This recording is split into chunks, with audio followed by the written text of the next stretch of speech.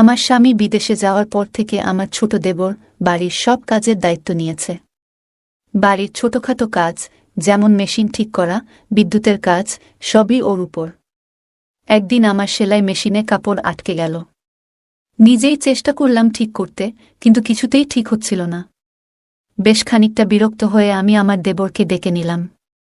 সে এসে মেশিনটা দেখল, বলল, ভাবি, আপনার মেশিনে তো মরচে পড়েছে, পুরোটা খুলে আবার ঠিক করতে হবে। আমি প্রযুক্তির ব্যাপারে বিশেষ কিছু জানি না, তাই বললাম, যা করার তাড়াতাড়ি করো। আমার অনেক কাজ আছে, শুধু এটুকুই বললাম, যা করতে হবে করে নাও। সে কিছু সময়ের জন্য বাইরে চলে গেল, হয়তো কোনো সরঞ্জাম বা অন্য কিছু আনতে।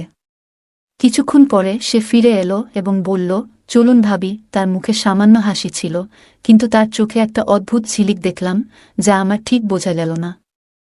এই কথা শুনে আমি একটু বিভ্রান্ত হয়ে গেলাম, কারণ সে আমাকে তার ঘরে নিয়ে যেতে চাইল। আমি যখন তার ঘরে গেলাম তখন দেবর।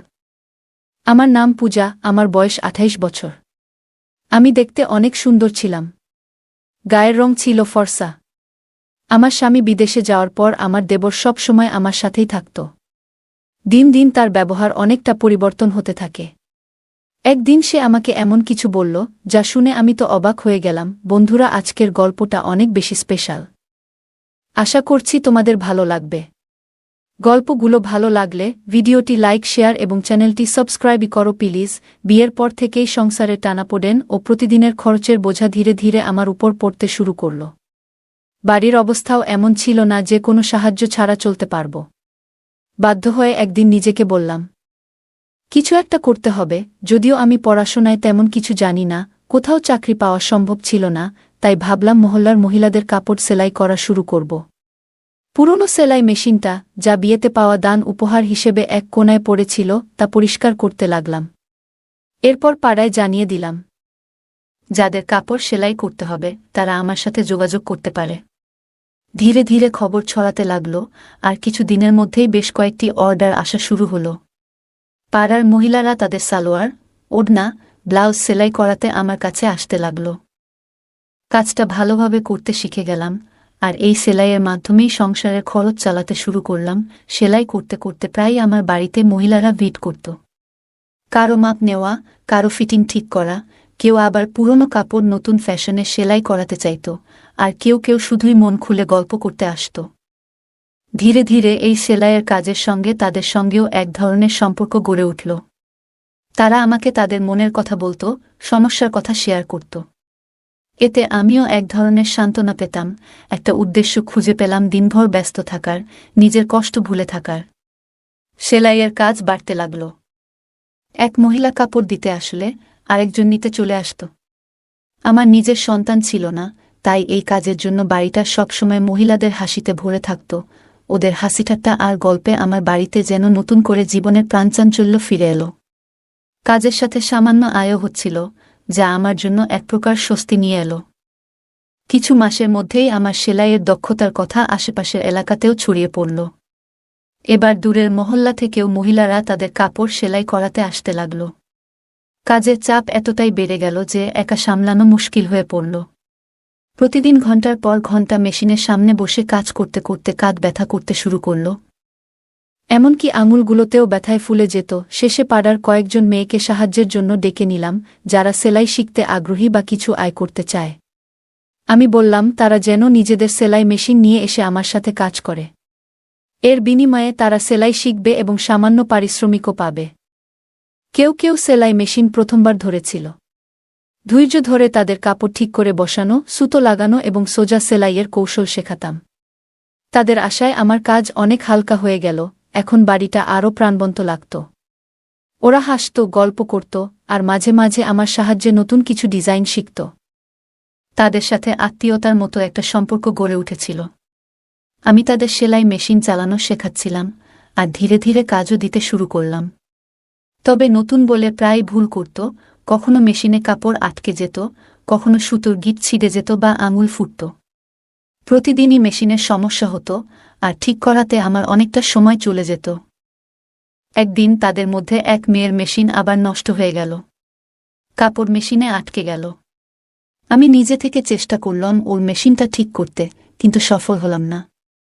বাধ্য হয়ে আমি তাকে বললাম, আজ তুমি মেশিনটা ঠিক করিয়ে নিয়ে এসো, আজ আর কাজ করতে হবে না।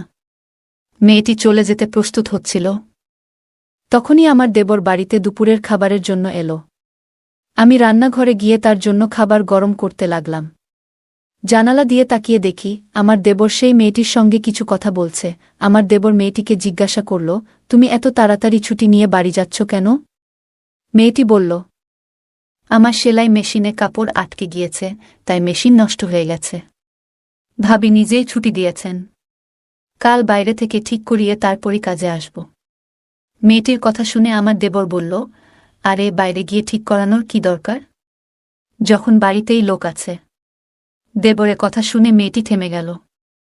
সে বলল, তুমি যদি মেশিনটা ঠিক করে দাও তাহলে খুবই উপকার হবে, না হলে আমাকে বাবাকে বলেই বড় বাজারে পাঠাতে হবে, আর বাবাকে সাইকেলে মেশিন নিয়ে যেতে অনেক কষ্ট হবে। মেয়েটির কথা শুনে আমার দেবর মেশিনটা পরীক্ষা করতে লাগল। বলল, তোমার মেশিনে তো মরচে ধরে গেছে, এটা পুরোপুরি আটকে গেছে, ভালোভাবে খুলে ঠিক করতে হবে। মেয়েটি অবাক হয়ে বলল, তাহলে তুমি ঠিক করতে পারবে না?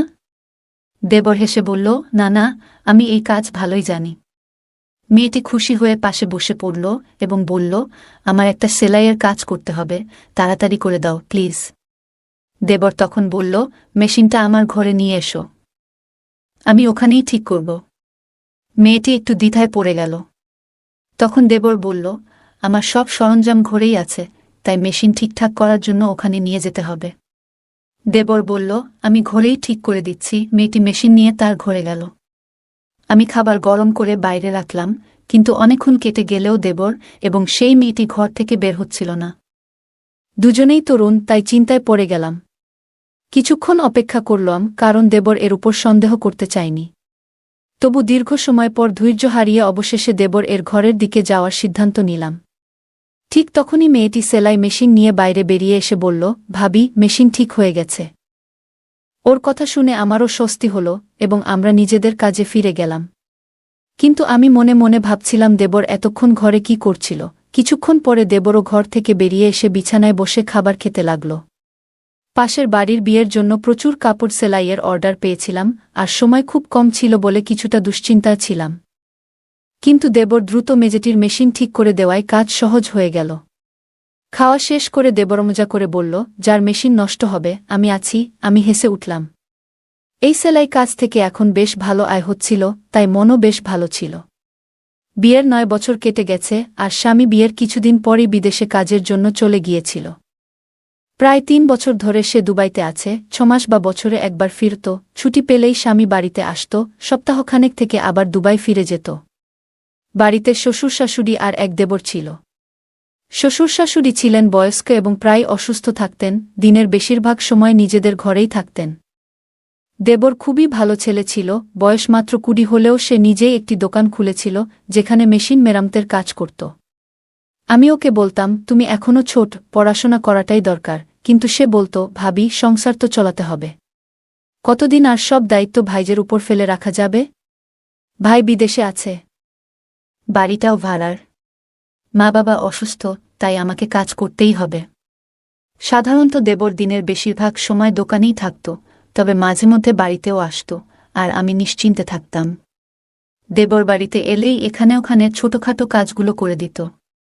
আমার সাথে বসে অনেক গল্প করত। মেয়েরা যেসব মেশিন নিয়ে আসত তা প্রায়ই নষ্ট হয়ে যেত, আর আমি দেবরকে বললেই সে দ্রুত ঠিক করে দিত। একদিন আমি সেলাই করছিলাম, আবারও সেই মেয়েটির মেশিন নষ্ট হয়ে গেল। এতে আমার রাগ উঠে গেল। বললাম, তুমি এত বড় হলে, কতদিন ধরে তোমার সেলাই শেখাচ্ছি, অথচ এখনো কিছুই শিখতে পারনি। আমার রাগ দেখে মেয়েটি কেঁদে ফেলল। আমি ওকে বললাম, তোমার মেশিন নিয়ে যাও এবং বাড়ি যাও। কিন্তু ঠিক সেই সময় আমার দেবর বাড়িতে এলো, আর মেয়েটিকে কাঁদতে দেখে বলল, ভাবি, ও কাঁদছে কেন? দেবর আশেপাশের সব মেয়েদের চিনত, তাই ওদের ব্যাপারে খোঁজ খবর নিত। আমি বিরক্ত হয়ে বললাম, এই মেয়েটি আমাকে খুবই বিরক্ত করছে, মনে হচ্ছে ওকে কাজ থেকে বাদ দিয়ে দিই। ইচ্ছে করেই মেশিন নষ্ট করে ফেলে। আমার কথা শুনে দেবর হেসে ফেলল।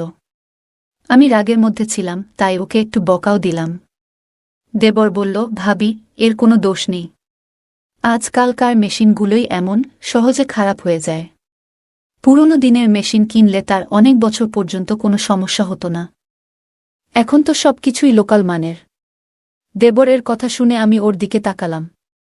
সে তখন পকেট থেকে মোবাইল বের করে বলল, ভাবি, দাদার কল এসেছে, আপনি কথা বলবেন? আপনার রাগও মিটে যাবে। স্বামীর কথা শুনে আমি হেসে ফেললাম। দেবর খুবই দুষ্ট ছিল, মাঝে মাঝেই আমাকে মজা করত। আসলে কয়েকদিন ধরে আমার স্বামীর সাথে কথাই হয়নি। হয়তো কাজের জন্য ব্যস্ত ছিল। প্রায় প্রতিদিনই দেবরকে বলতাম, দাদার সাথে একটা কল লাগিয়ে দাও, কিন্তু সে প্রতিবারই বলত, ভাবি, আজ মোবাইলে টাকা নেই, কাল কথা বলিয়ে দেব। তবে বেশ কিছুদিন পার হয়ে গেলেও সে কলটা করে দেয়নি। হয়তো সত্যিই ওর মোবাইলে টাকা ছিল না। কিন্তু আজ দেবর আমাকে মোবাইলটা ধরিয়ে দিতেই সবকিছু ভুলে গেলাম। মোবাইল হাতে নিয়ে নিজের ঘরে গিয়ে স্বামীর সঙ্গে কথা বলতে শুরু করলাম। বহুদিন ধরেই কথা হচ্ছিল না, তাই অনেক প্রয়োজনীয় কথা বলার ছিল। প্রায় 15 মিনিট পর কথা শেষ করে যখন কল কাটতে যাচ্ছিলাম, তখন স্বামী বললেন, মা বাবার সাথেও একটু কথা বলিয়ে দাও। আমি মোবাইলটি নিয়ে শ্বশুর শাশুড়ির ঘরে গিয়ে আমার স্বামীর সঙ্গে কথা বলালাম। তারা বেশ খুশি হলেন। সেখান থেকে বেরিয়ে এসে দেখলাম দেবর বাইরে নেই। এক মেয়ে বলল, ও এখনও তানিয়ার মেশিন ঠিক করছে, আর ওর ঘরের দিকে ইশারা করল। আমি কিছুটা অবাক হলাম, কারণ এতক্ষণ ধরে ওরা ঘরের ভেতরেই ছিল। ঠিক তখন মনে পড়ল, আমি এখনও দেবর এর জন্য খাবার গরম করিনি। নিজের মাথায় হাত ঠেকালাম। স্বামীর সঙ্গে কথা বলার ফাঁকে দেবর এর খাবার দেওয়ার কথাই ভুলে গিয়েছিলাম। দেবর যখন বাইরে এলো, তখন আমি বললাম, তুমি বসো, আমি তোমার জন্য খাবার গরম করে আনি। কিন্তু দেবর বলল, না ভাবি, আমার পেট ভরে গেছে, আজ খাবো না। হেসে সে বাইরে চলে গেল, আর আমি একটু অবাক হয়ে মেশিনের পাশে বসে ভাবতে লাগলাম, আসলে ও কোথায় গিয়ে পেট ভরালো। সেদিন আমি কাজের মাঝে হঠাৎ এক পাশে দেখলাম আমার তানিয়া কিছু মেয়ের সাথে ধীরে ধীরে কথা বলছে। তার মুখে এক ধরনের আনন্দ ঝলকাচ্ছিল, যেন সে আনন্দে মেতে আছে। তার মুখে এক অদ্ভুত লালচে আভা ফুটে উঠেছিল, যা দেখে আমার মধ্যে হালকা অভিমান তৈরি হল। আমি এগিয়ে গিয়ে প্রশ্ন করলাম, তানিয়া, তোমার মেশিন ঠিক হয়ে গেছে? সে তাড়াতাড়ি মাথা নাড়ল। আমি তাকে বললাম, তাহলে এবার কাজটা ঠিকঠাক করো। আমার কথা শুনে সবাই নিজেদের কাজে মন দিল। কাজ করতে করতে আমি আমার স্বামীর কথা ভাবতে লাগলাম। বহুদিন ধরে আমি চাইছিলাম সে যেন কিছুদিন বাড়িতে থাকে। আমার মন খুব চেয়েছিল তাকে বাড়িতে দেখতে, কিন্তু সে বলতো, যদি বাড়িতে আসি তাহলে বেশ কিছু খরচ হবে, তাই কিছুদিন না আসাই ভালো। আমি জানতাম সে আমাদের ভবিষ্যতের জন্য প্রতিটি টাকার হিসাব করছে, যাতে আমাদের ভবিষ্যৎ আরও ভালো হয়। কিন্তু তবু তার দূরত্ব আমাকে কষ্ট দিচ্ছিল। মনে মনে ভাবতাম, সে যদি প্রতিদিন বাড়ি ফিরত, আমার সাথে থাকত, তাহলে কেমন হতো। আমি চাইতাম সে বাড়ি ফিরুক, হয়তো কম আয় হবে, কিন্তু সে পাশে থাকলে সবকিছু সহজ হতো। তাই আমি চুপচাপ সেলাইয়ের কাজে মন দিতাম। সেলাই করার মাধ্যমে কিছু আয় করতে পারছিলাম, যা ঘরের খরচের কিছুটা সাপেক্ষে সহায়ক হতো। আমি যা উপার্জন করতাম তা শাশুড়ির হাতে তুলে দিতাম, এতে সবার মুখে হাসি ফুটে উঠত, আর আমার সময়টাও ভালো কেটে যেত। সেলাইয়ের কাজে নিয়োজিত মেয়েদের মেশিনগুলো প্রায়শই নষ্ট হয়ে যাচ্ছিল। অনেকবার বুঝিয়ে বলেছিলাম, মেশিনগুলো ঠিকভাবে চালানো শিখতে হবে, কিন্তু প্রতিদিনই কারো না কারো মেশিনে কোনো না কোনো সমস্যা দেখা দিত। ভাবছিলাম, যদি মেশিন ঠিক করার কাজটাও শিখতে পারতাম তাহলে কেমন হতো। কিন্তু আমি তেমন শিক্ষিত নই, তাই এ ধরনের কাজ শেখার সাহস পাইনি। এই মেশিনগুলো আগে আমার শাশুড়ি চালাতেন, তিনি আমাদের সংসারের খরচ মেটানোর জন্যই সেলাই করতেন। কিন্তু আমার বিয়ের পরপরই শাশুড়ি অসুস্থ হয়ে পড়লেন, আর তখনই আমার স্বামী বিদেশে চলে গেলেন। আমি তখন ভাবলাম, সেলাইয়ের কাজটি আমিই করব, এতে সংসারের জন্য কিছু টাকা আসবে। কিন্তু বুঝতে পারিনি যে এর সাথে কিছু বাড়তি সমস্যাও আসবে। সে দিনটাতে আমার খুব ভালো লাগছিল, কারণ সকালে আমার স্বামীর ফোন এসেছিল। স্বামীর খবর পেয়ে মনটা খুশিতে ভরে গিয়েছিল। তবে কাজের মধ্যে ঠিক তখনই আমাদের পাড়ার এক মহিলা এলেন। তিনি বললেন, আমার মেয়ের বিয়ে, আমি চাই তুমি বিয়ের জন্য প্রয়োজনীয় সব পোশাক সেলাই করে দাও। আমার হাতে তখন তেমন কাজ ছিল না, তাই তার কথা শুনে বেশ আনন্দ পেলাম। হাসিমুখে তাকে বললাম, আমার বেশ কয়েকজন মেয়ে আছে কাজ শেখার জন্য, আমরা একসঙ্গে কাজ করে সময় মতো সব পোশাক তৈরি করে দেব। তিনি আমাকে অনেক আশীর্বাদ দিয়ে চলে গেলেন, আর তার যাবার পর আমি সেলাই শেখার মেয়েদের সঙ্গে বসে কাজ ভাগাভাগি করলাম। সেদিন কাজের চাপ ছিল অনেক, আর সময় ছিল খুব কম। তাই আমি মেয়েদের বললাম, সবাই নিজের মেশিন ঠিকভাবে চালাবে। যদি কাজের মাঝে কারো মেশিন নষ্ট হয়, তবে তাকে এই কাজ থেকে বাদ দিতে হবে। আমার কথা শুনে এক মেয়ে মৃদু হেসে বলল, ভাবি, আজ আপনার ছোট দেবর আসবে না, আমরা তার মাধ্যমে আমাদের মেশিনগুলো ঠিক করিয়ে নেব। মেয়েটির মুখে চাপা হাসি ছিল, যার অর্থ আমি তখন পুরোপুরি বুঝতে পারিনি।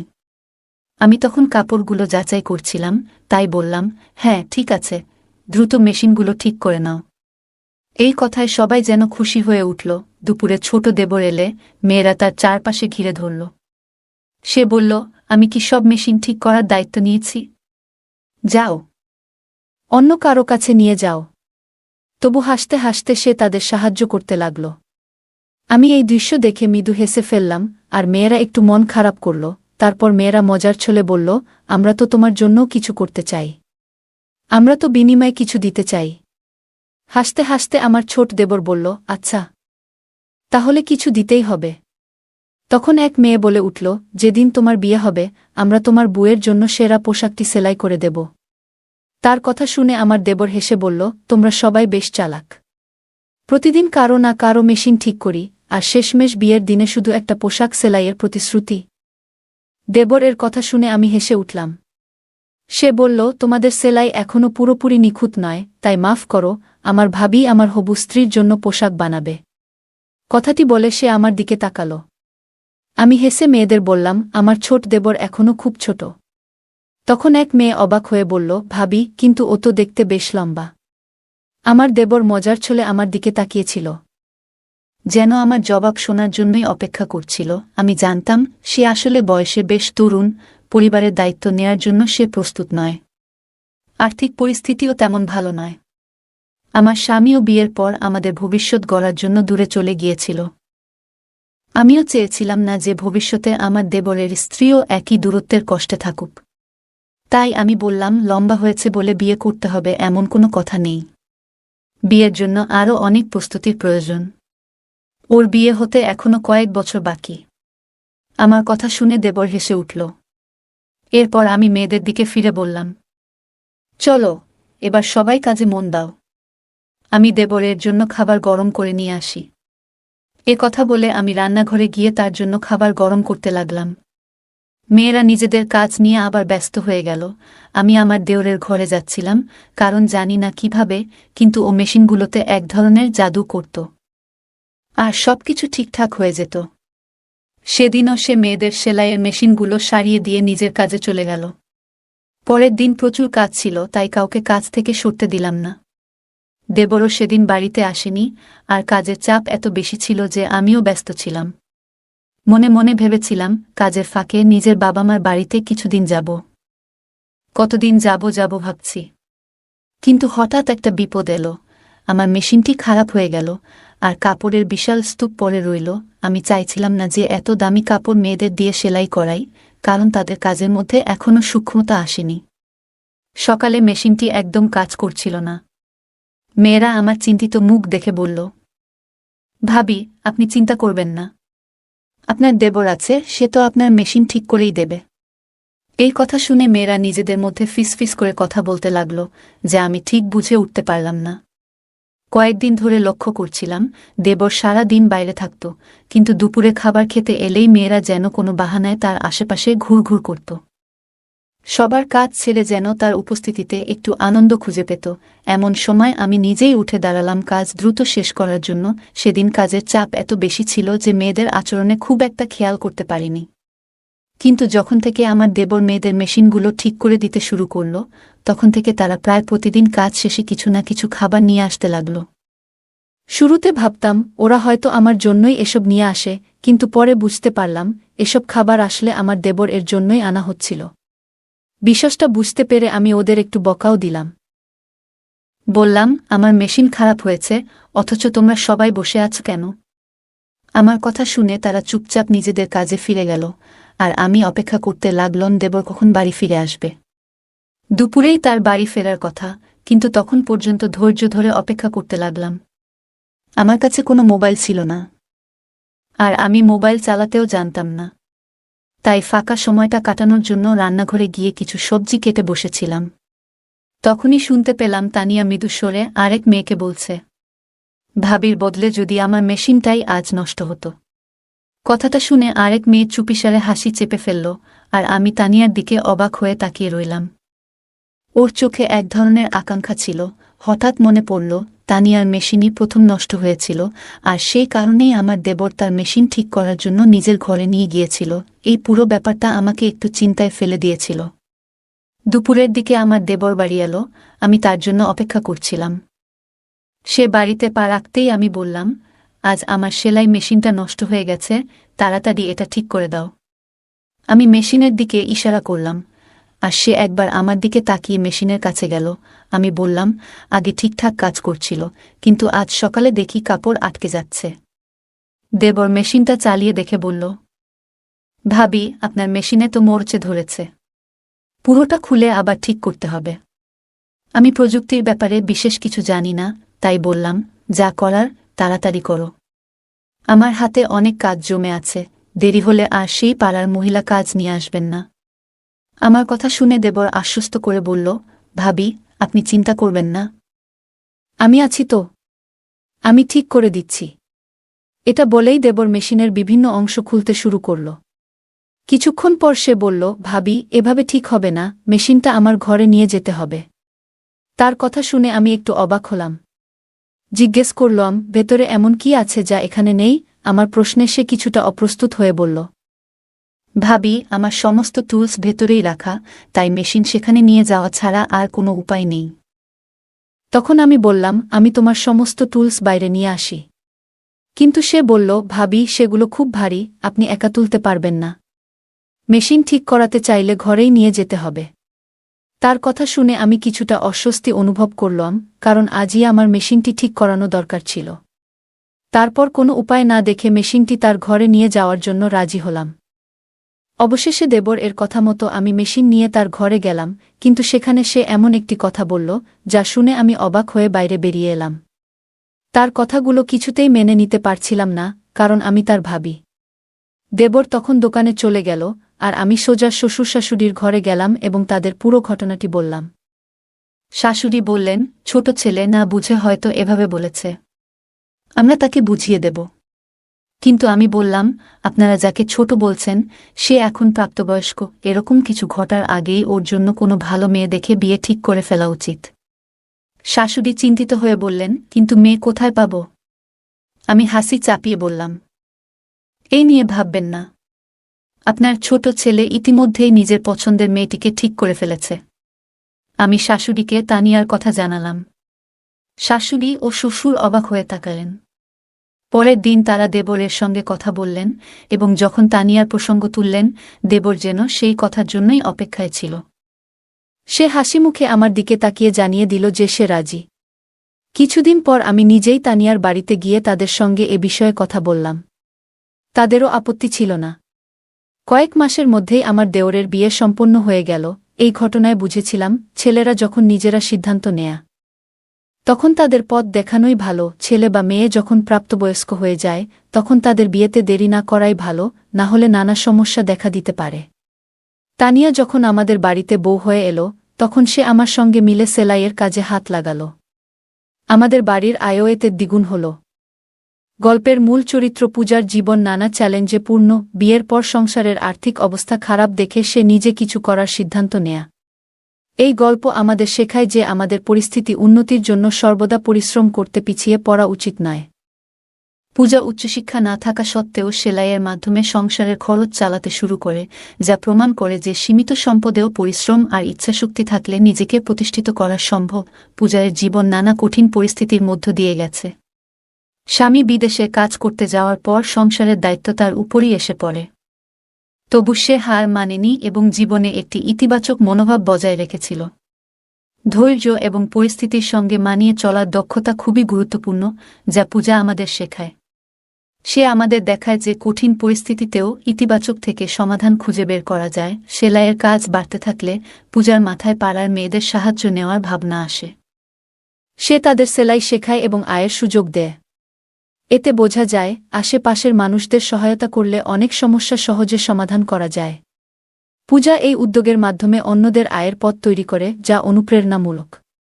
গল্পে পূজার দেবরও পরিবারের দায়িত্বশীল সদস্য। সে পড়াশোনার পরিবর্তে কাজকে প্রাধান্য দেয়, সংসারের খরচে সাহায্য করতে। এতে বোঝা যায় সময় ও পরিস্থিতির প্রয়োজনে সঠিক সিদ্ধান্ত নেওয়া জরুরি। মানুষের জীবনে সঠিক অগ্রাধিকার নির্ধারণ গুরুত্বপূর্ণ। পূজা কাজের মেয়েদের প্রতি সংবেদনশীল ও দায়িত্বশীল ছিল। শুধু সেলাই শেখানো নয়, তাদের ছোটখাট সমস্যা বোঝারও চেষ্টা করত। তার এই গুণ শেখায় অন্যের অনুভূতি সম্মান করা, সঠিক মানবিক সম্পর্ক গড়তে সহায়ক। চ্যালেঞ্জ আসলেও পূজা আত্মসম্মান বজায় রেখে কাজ চালিয়ে গেছে এবং অন্যদের সহায়তা নিয়ে নিজেকে দুর্বল মনে করেনি। এটি বোঝায় আত্মসম্মান ও আস্থাই সাফল্যের মূল। পূজার স্বামী দূরে থাকলেও তার দেবর পাশে থেকেছে, যা শেখায় পরিবারের সহায়তা জীবনের অনেক সমস্যাই সহজ করে তোলে। পূজার সেলাইয়ের কাজ বাড়লে সে আশপাশের মেয়েদের কাজে যুক্ত করে, যা সহযোগিতার মনোভাবের উদাহরণ। এভাবে সে নিজের উন্নতির পাশাপাশি তাদের জীবিকাও রক্ষা করে। গল্পটি শেখায় যে এগিয়ে যেতে সঠিক সিদ্ধান্ত ও সহানুভূতি গুরুত্বপূর্ণ। পূজার কাজে আশেপাশের মহিলারা যুক্ত হওয়ায় তার ঘর শুধু সেলাইয়ের জায়গা নয়, সমস্যাগুলো শেয়ার করার স্থানও হয়ে ওঠে। এটি সমাজে সংযোগ ও সহযোগিতার বার্তা দেয় এবং ঐক্য বজায় রাখা উচিত। পূজার গল্প শেখায় যে আমাদের লুকিয়ে থাকা প্রতিভা চিনে কাজে লাগালে তা এগিয়ে চলার পথ হতে পারে। সে সেলাইকে আর্থিক বাধ্যবাধকতা থেকে সুযোগে রূপান্তরিত করেছে, যা চ্যালেঞ্জের সুযোগ খোঁজার প্রেরণা দেয়। এই গল্প থেকে শেখা যায় পরিশ্রম, ধৈর্য, সহযোগিতা, আত্মমর্যাদা এবং ইতিবাচকতার সাথে আমরা কঠিন পরিস্থিতি মোকাবিলা করতে পারি। সম্পর্কের গুরুত্ব ও সমাজের সংযোগ আমাদের সবার জন্য একটি ভালো জীবন গড়ে তুলতে সাহায্য করে। বন্ধুরা, যদি এই গল্পটি ভালো লেগে থাকে তাহলে দয়া করে ভিডিওটি লাইক করুন এবং আমাদের চ্যানেলটি সাবস্ক্রাইব করুন। পাশে থাকা বেল আইকনটি প্রেস করুন, যাতে করে আমরা যখনই নতুন ভিডিও আপলোড করি তার নোটিফিকেশন সবার আগে আপনার কাছে পৌঁছে যায়। ধন্যবাদ। দেখা হবে আমাদের পরবর্তী ভিডিওতে।